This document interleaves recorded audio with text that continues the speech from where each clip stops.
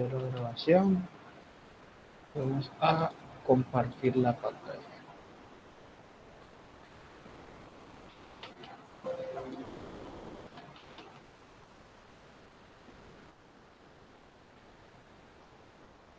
Muchachos, como ya les acabo de decir, hoy entonces comenzamos la temática del segundo corte, que es, iniciamos con ecuaciones de conservación de la energía, de la masa y de Bernoulli. Bueno, entonces empezamos por allá, y para poder comenzar con eso, primero antes hay que hablar de lo que es la conservación o el principio de conservación de la masa.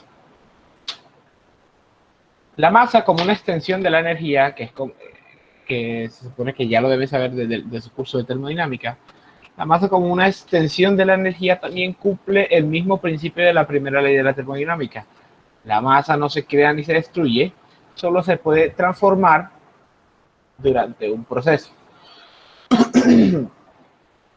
Nuevamente, la masa, incluso en las reacciones químicas, la cantidad de masa contenida dentro del sistema siempre se va a mantener. Por ejemplo, si ponemos a reaccionar 2 kilogramos de hidrógeno con 16 kilogramos de oxígeno, vamos a obtener siempre 18 kilogramos de H2O. Ya, la suma de las masas siempre se va a mantener. Listo. Entonces vamos a hablar de dos puntos o dos elementos importantes.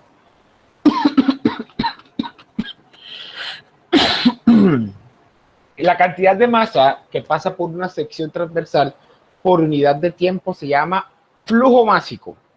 Es decir, tenemos una sección transversal, dígase una sección transversal circular, cuadrada, rectangular, de cualquier tipo. Y por eso, por esa sección transversal está fluyendo algún fluido a una razón determinada de masa en función del tiempo. A eso se le denomina el flujo másico. Ahora, ¿cómo se mide el flujo o cómo se calcula el flujo másico?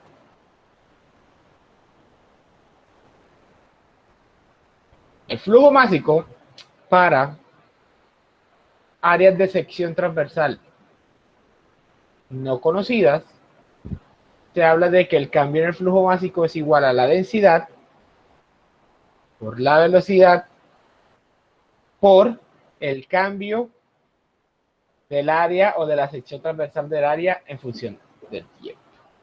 Para áreas de sección transversal constante, es decir, un tubo, por ejemplo, que tenga el mismo largo a lo largo, diámetro a lo largo de su longitud, la ecuación se ve transformada como m punto es igual a la densidad por la velocidad promedio por el área de sección transversal. Ojo, entonces flujo másico se denota con la letra M y un punto en la parte de arriba. M punto. Anoten eso.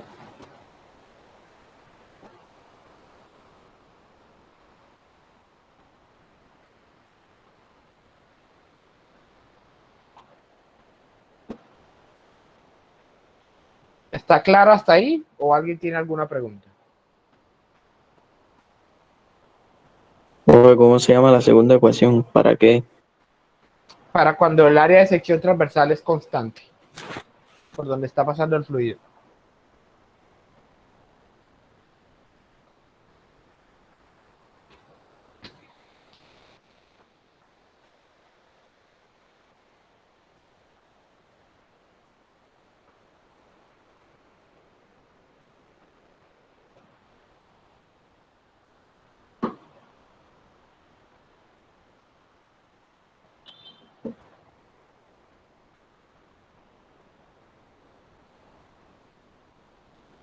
Entonces, nuevamente repasamos. El flujo másico es la cantidad de masa por unidad de tiempo que transcurre por un área de sección transversal determinada y se calcula como la densidad por la velocidad por el área de sección transversal y está denominada o está denotada por la M punto, la M con un punto en la parte de arriba.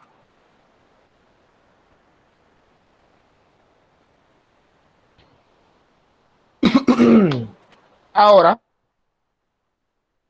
hablemos del flujo volumétrico. El flujo volumétrico, ¿cierto? No es más que la relación de velocidad y de área. Es decir, si tenemos el flujo másico y sabemos que el flujo másico es igual a la densidad por el flujo volumétrico, y sabemos que el flujo másico es igual a la densidad por la velocidad promedio por el área, podemos hacer la deducción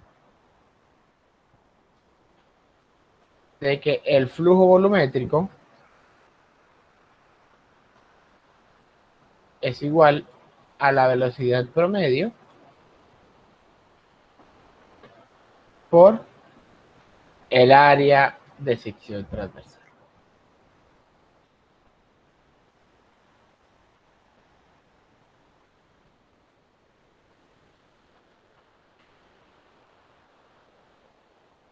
El flujo volumétrico también es conocido como caudal.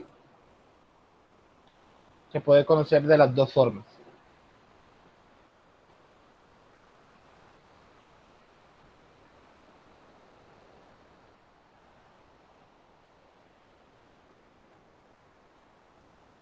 Y denota simplemente la cantidad de volumen por unidad de tiempo que pasa por una sección transversal.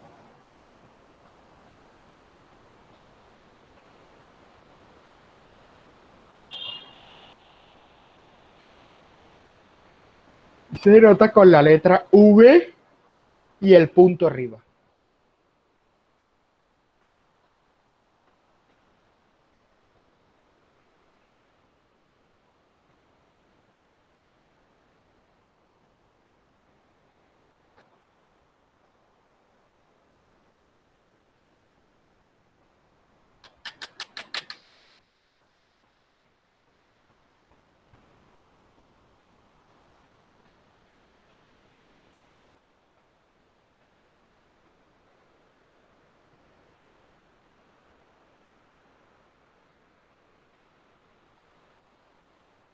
Listo. Entonces hablemos ahora sí, ya sabiendo qué es el flujo volumétrico y el flujo másico, hablemos de lo que es el principio de conservación de la masa. Y me permito leer el principio textualmente.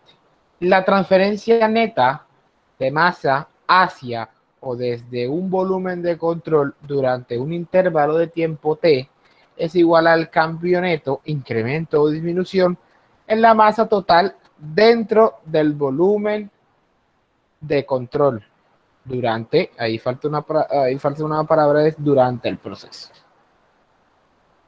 ¿Qué quiere decir esto? Que el principio de conservación de masa nos habla de cómo va a ser el cambio de la masa dentro de un sistema. Si la masa entra o si la masa sale de este sistema, cómo va a afectar el cambio de la masa, si va a aumentar o si va a disminuir. Por ejemplo, está el caso de la bañera. No vamos a utilizar números, sino que vamos a utilizar el sentido común. Digamos que yo tengo una bañera o una tina a un nivel estable y abro la pluma y está entrando más agua por la pluma que la que sale por el sifón. ¿Qué va a ocurrir con esa bañera?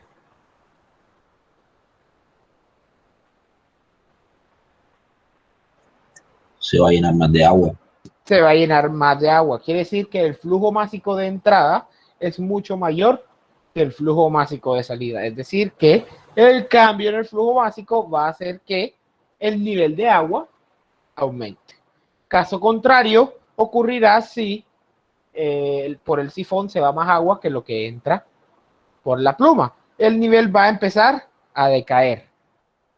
A eso se le conoce como el balance de masa. Simplemente cuantificar cuánta masa es capaz o cuánta masa está entrando y saliendo de nuestro sistema para poder definir una condición de cambio. Simplemente definir cómo está cambiando el sistema a lo largo del tiempo. ¿Correcto? Ahora, el balance de masa normalmente se utiliza para poder conocer valores deseados, sobre todo cuando hay más de una corriente. Ahora, hablamos de un balance de masa en estado estacionario cuando la masa que entra es igual a la misma masa que sale, es decir, el cambio de la masa es igual a cero. ¿Qué nos permite conocer esto? Esto nos permite hacer balances y sumas directas de los flujos másicos tal y cual como entran. Por ejemplo, si yo tengo un flujo másico inicial de 2 kilogramos por segundo y otro flujo másico de 3 kilogramos por segundo por dos entradas diferentes y hay una única salida, simplemente para que esto se cumpla, la salida tiene que cumplir con que sea de 5 kilogramos. 2 más 3, 5. Y de esta forma, las entradas menos las salidas siempre van a ser iguales a 0. Eso es el balance de masa para un sistema estacionario. Entonces, cuando se trata de procesos de flujo estacionario, el interés no se centra en la cantidad de masa que entra o sale del dispositivo, pero sí está interesado en la cantidad de masa que fluye por unidad de tiempo, es decir, de flujo másico. ¿Por qué nos interesa eso? Porque nuevamente la masa es energía. Estamos transportando energía, así que necesitamos una forma de cuantificarlo.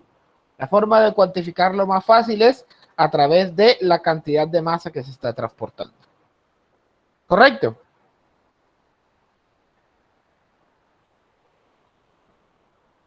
No. Listo. Perfecto. Ahora, existe un caso especial que se da principalmente para los líquidos, que es el caso especial del flujo compresible. Las relaciones de conservación de la masa pueden simplificarse aún más cuando el flujo es incompresible, lo cual es el caso de los líquidos. ¿Por qué?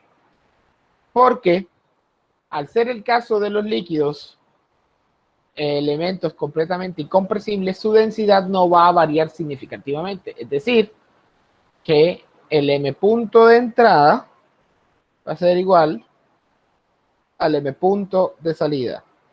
Y al final, ¿cómo se traduce en esto? En que la densidad por el flujo másico de entrada, el flujo volumétrico de entrada, es igual a la densidad por el flujo volumétrico de salida.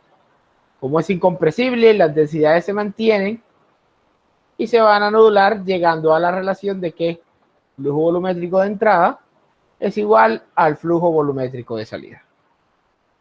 De tal forma de que se puede llegar a la siguiente expresión. Velocidad por área 1 es igual a velocidad por área 2.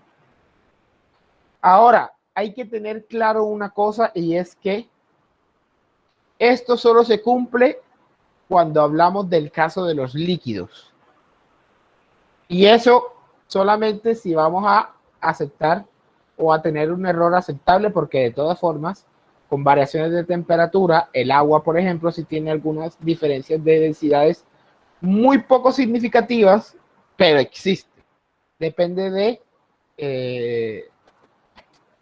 qué tan específico o qué tan riguroso queramos ser con la evaluación. Ahora, hay que tener en cuenta también de que no existe un principio de conservación del volumen. Se conserva la masa, no el volumen. Es decir, que para, por ejemplo, fluidos como los gases, no se puede realizar este tipo de relaciones de que el flujo volumétrico de entrada es igual al flujo volumétrico de salida, puesto que las propiedades de entrada pueden ser completamente diferentes a las propiedades de salida del fluido. ¿Correcto?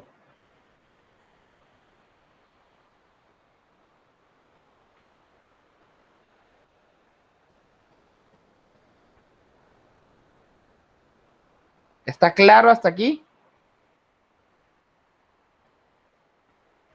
Sí, pero estamos bien. Listo. Ahora, para rematar esto, simplemente la cuestión del balance de masa. La cuestión del balance de masa simplemente es el ejemplo que está ahí, es como si usted estuviese haciendo un balance de su chequera o un balance de su bolsillo. Si usted tiene una plata determinada y usted, digamos que usted tiene, no sé, 100,000 pesos en su bolsillo y usted le van a pagar y usted gasta más plata de la que le pagaron. O sea, lo que sale es mayor que lo que entra. ¿Qué va a ocurrir?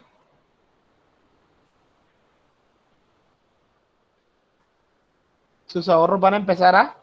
De caer, gastar su plata.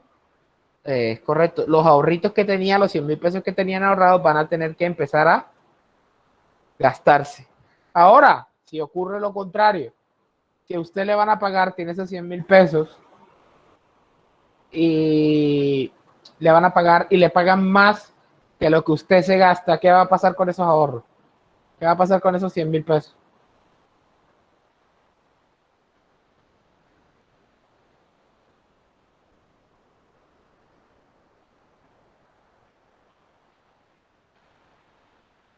¿Mm? Repita nuevamente, bro. Ahorran, profesor. Se ahorran, es correcto. O sea, si usted se va a ganar más de lo que usted se gasta, el ahorro va a empezar a aumentar. O sea, usted va a tener la capacidad de ahorrar más dinero. O sea que esos 100,000 pesos fácilmente se pueden volver 200,000 pesos, se pueden volver 300,000 pesos. ¿Correcto? Claro, claro. Ahora, ¿qué pasa si lo que usted se gasta es igual a lo que usted gana? ¿Qué pasa con esos 100,000 pesos? Quedan ahí. Quedan ahí intactos. Es decir, si lo mismo que entra es lo mismo que sale, su ahorro o básicamente lo que hay dentro del sistema se va a mantener siempre constante. Es decir, su cambio o el cambio es cero. No ganó ni perdió plata. ¿Listo? Mejor con ese ejemplo. Señor. Perfecto. Entonces, para eso vamos a hacer, como les dije, me van a disculpar, esto fue muy corto, pero es que de verdad me estoy sintiendo muy mal. Con esto vamos, con este ejemplo terminamos por ahí. Y ya recuerden que a las 4 de la tarde tienen el examen. Bueno, Sí, bro, no Bueno, sé. de verdad, Profe, yo tengo una duda. sí, dime. ¿El trabajo se lo puedo enviar uno en formato PDF o tiene que ser en Word?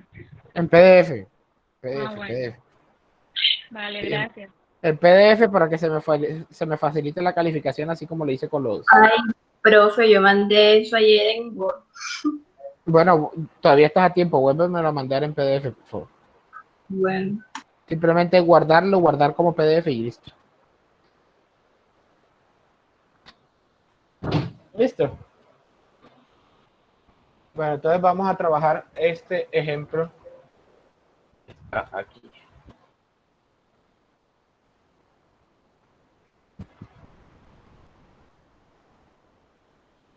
Y no, no es COVID. Creo que comí algo que de verdad me cayó muy mal.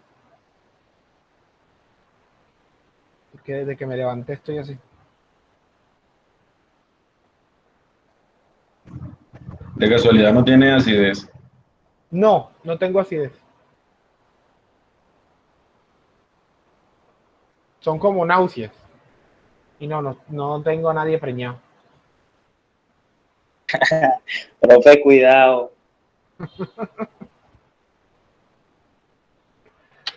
Júzgolo. No. Bueno, vamos a trabajar este ejercicio. Se usa una manguera de jardín acoplada a una boquilla para llenar una cubeta de 10 galones de agua. El diámetro interior de la manguera, es decir, donde se conecta la manguera con la boquilla, o sea, el diámetro más grande, es de 2 centímetros, pero se reduce a 0.8 centímetros en la salida del la boquilla. Si toma 50 segundos llenar con agua la cubeta, determine A, los flujos volumétricos y másicos de agua por la manguera. B, la velocidad promedio del agua en la entrada y la salida de la boquilla.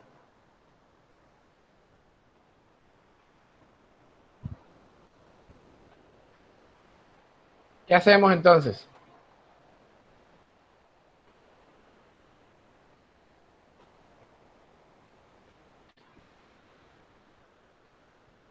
Se halla con el flujo métrico.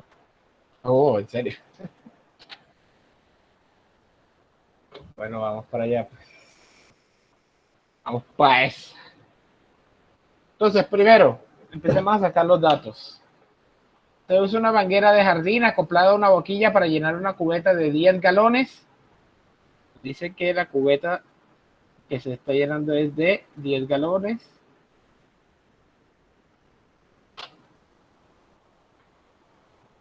El diámetro interior de la manguera es de 2 centímetros, diámetro 1. 2 centímetros. Pero se reduce a 0.8 centímetros en la salida. Diámetro 2. 0.8 centímetros. Si toma 5 segundos en llenar con agua la cubeta, tiempo, perdón, 5 segundos, no, 50 segundos. 50 segundos. A ver. Esa S mía aparece un 5, perdón. Pero ese es de segundos.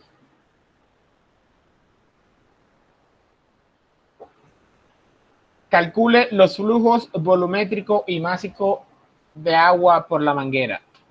De entrada, que sabemos que la densidad del agua es de 1000 kilogramos metro cúbico, ¿cierto?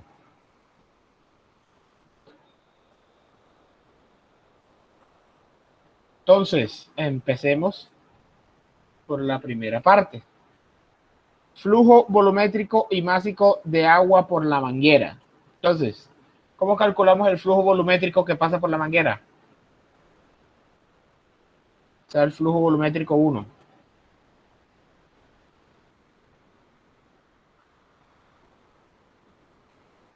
Velocidad promedio por área transversal. Velocidad promedio por área de sección transversal. Esa sería una opción. Problema. ¿Ven velocidad por alguna parte? No. No, pero se puede deducir. ¿Y cómo la deducimos?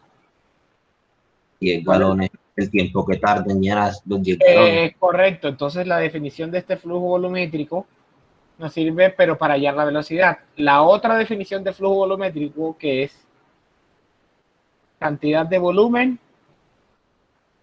por unidad de tiempo, es la que nos sirve para hallar el flujo volumétrico inicial. ¿Cierto? Ahora, pero profe, ¿y por qué el flujo volumétrico inicial si está diciendo que eso es cuando sale de la manguera? Les recuerdo, muchachos, que en este caso estamos trabajando con agua.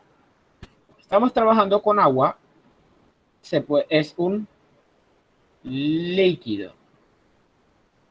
En los líquidos, recuerden que se cumple el flujo volumétrico de salida es igual al flujo volumétrico de entrada. Si podemos conocer el flujo volumétrico de la salida, que es volumen sobre tiempo, básicamente es lo mismo y podemos conocer el flujo volumétrico en la manguera. Ahora, cuestiones. Tenemos que trabajar en sistema internacional. El sistema internacional, el galón no hace parte del sistema internacional. Hay que pasarlo a metro cúbico. Profesor, una pregunta. Sí. El volumen, perdón, el flujo volumétrico es igual a volumen sobre tiempo, Sí, volumen Según- sobre tiempo. ¿sí? Sí. Recuerda la definición. Cantidad de volumen por unidad de tiempo. Ok. ¿A qué es igual un galón? Señoras y señores, un galón normalmente es el galón estadounidense.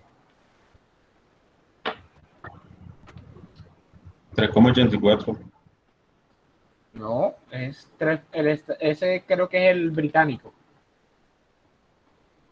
El estadounidense es de, si no estoy mal, 3,79 litros. 3,785 litros. O sea, pues se aproxima a 79. Entonces, 3,79 litros equivale a un galón. Y ahora, de litros a metro cúbico.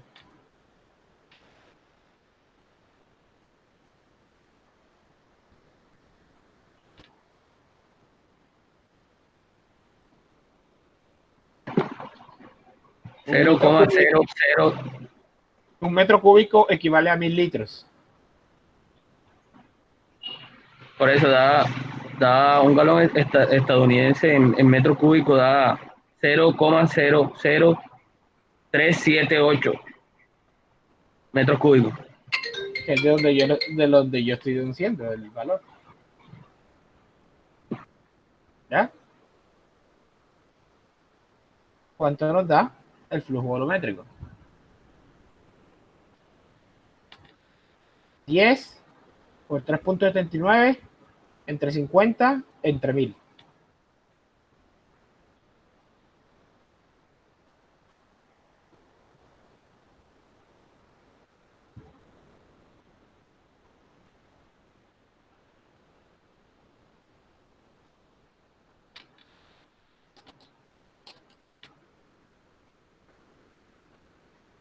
Eso da 7,58 por 10 a la menos 4.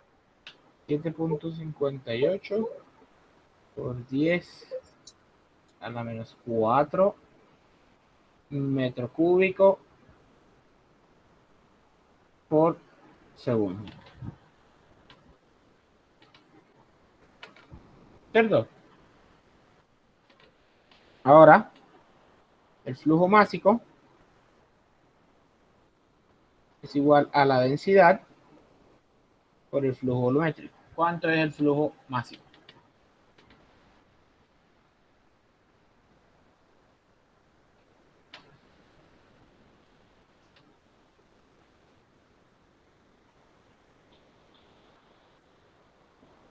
Cero punto cero siete cincuenta y ocho.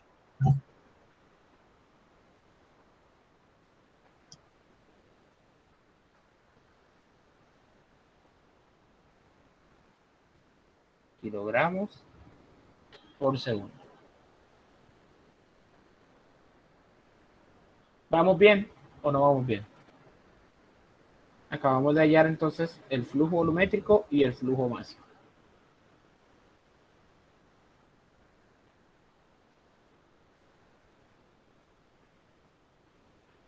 ¿Vamos bien hasta ahí? Sí, profesor. Perfecto. Ahora, segunda parte, la velocidad promedio del agua en la entrada y en la salida de la boquilla. Sabemos que el flujo volumétrico es constante, entonces simplemente tenemos que despejar con las áreas. Entonces necesitamos hallar las áreas determinadas para estos diámetros.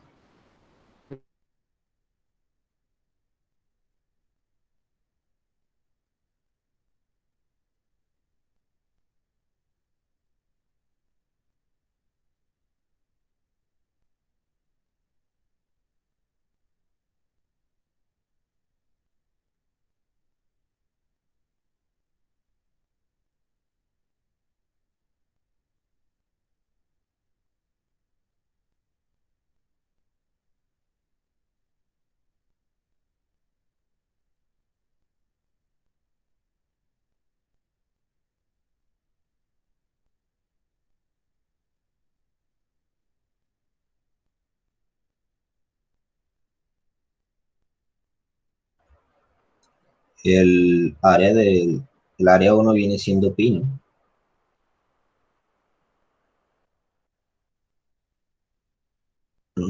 No,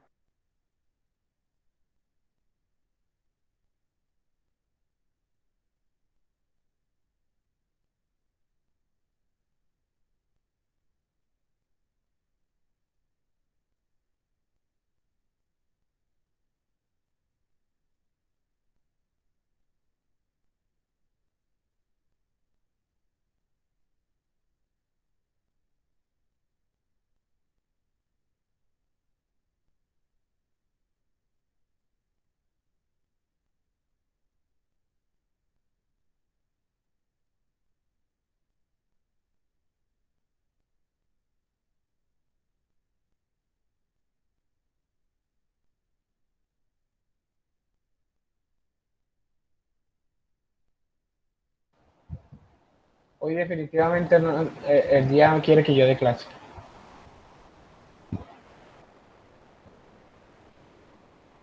¿Me Se le escuchan? fue la energía.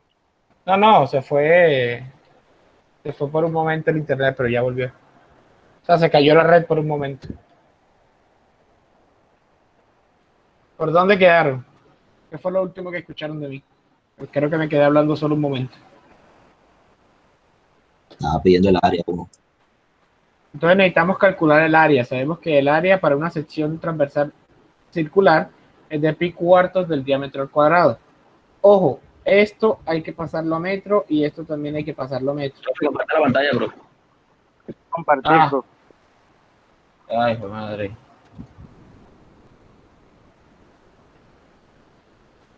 Ahora sí. Ya. Sí, listo. Ojo, el área entonces es pi cuartos del diámetro cuadrado. Ojo, este diámetro hay que pasarlo a metros y este diámetro también hay que pasarlo a metros. Es decir, entre 100. ¿Cuánto es el área de cada uno?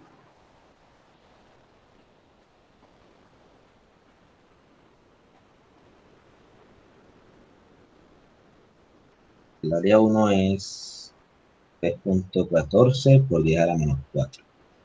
3.14 por 10 a la menos 4. ¿Y el área 2?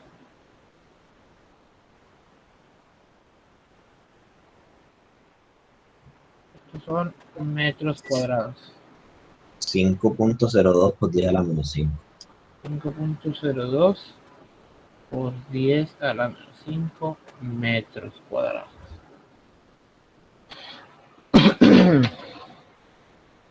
Y listo, entonces, como ya sabemos esto, sabemos a qué es igual el flujo volumétrico, que es de 7.58 por 10 a la menos 4 metros cúbicos por segundo. Sabemos entonces que la velocidad 1 es igual al flujo volumétrico sobre el área 1. Y la velocidad 2 es igual al flujo volumétrico sobre el área 2. ¿Cuánto nos da cada una?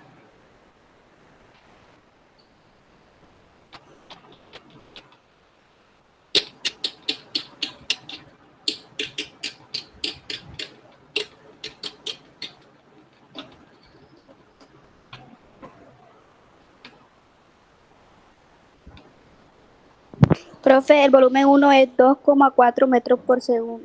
La velocidad 1. 2.4 Volumen, sí. A ver.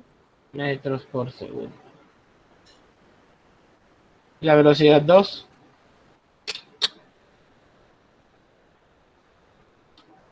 15,13 metros sobre segundo. 15.13 metros sobre segundo. Es decir, al disminuir, ¿qué conclusiones podemos sacar aquí? Que cuando es un fluido incompresible, al yo disminuir el área de sección transversal para hacer la compensación de que se mantenga el flujo volumétrico, que tiene que ocurrir con la velocidad.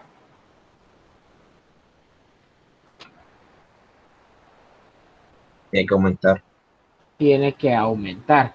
Por eso, señoras y señores, cuando ustedes en sus casas se ponen a regar las matas y les dicen métele el dedo para que llegue más lejos, para que suba la presión, en realidad no están aumentando la presión. Están aumentando la velocidad de salida del fluido. Como aumenta la velocidad de salida, tiene la capacidad de llegar más lejos. Y la velocidad aumenta, al contrario, en vez de aumentar la presión, lo que estamos haciendo es disminuir la presión. Y eso lo vamos a ver más adelante cuando veamos el principio de Bernoulli y de la conservación de la energía. Profe, una pregunta. Sí. ¿Es necesario hallar B donde solo en el problema preguntan por la velocidad? ¿Cómo así? No te entendí bien. ¿Es necesario hallar qué?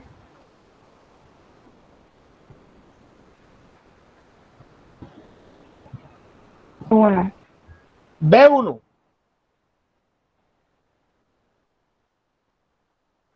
Hola, hola, hola. Pues sí, es que nos piden las dos, no te piden una sola. Te dicen la velocidad promedio de agua en la entrada y la salida de la boquilla. La entrada de la boquilla es la del diámetro de 2 centímetros y la salida de la boquilla es la del diámetro de 0.8 centímetros. Te piden las dos velocidades. Si es necesario calcularla. Ya. Sí, ahora sí. Claro. ¿Listo? ¿Alguien más tiene alguna duda? Sí, pero ¿Todo bien? ¿Todo correcto? yo que me Sí, alegro. profe. ¿Y quién se alegra? A ponerle un punto.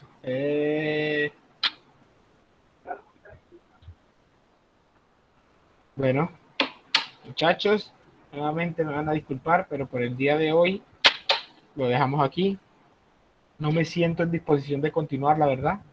Hice lo mejor que pude, pero no me da. Siento con muchas náuseas ahora mismo y no, ahora mismo estoy aquí mareado.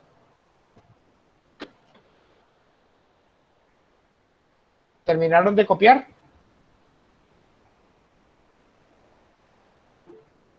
Pero hacer una Sí, pregunta. ¿El parcial tendrá teoría? No. Recuerden que la diferencia entre un parcial y un quiz es que el quiz tiene teoría, el parcial son solo ejercicios. ¿Listo?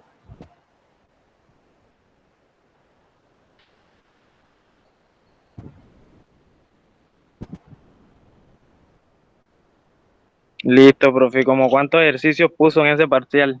Ahí ya lo verán.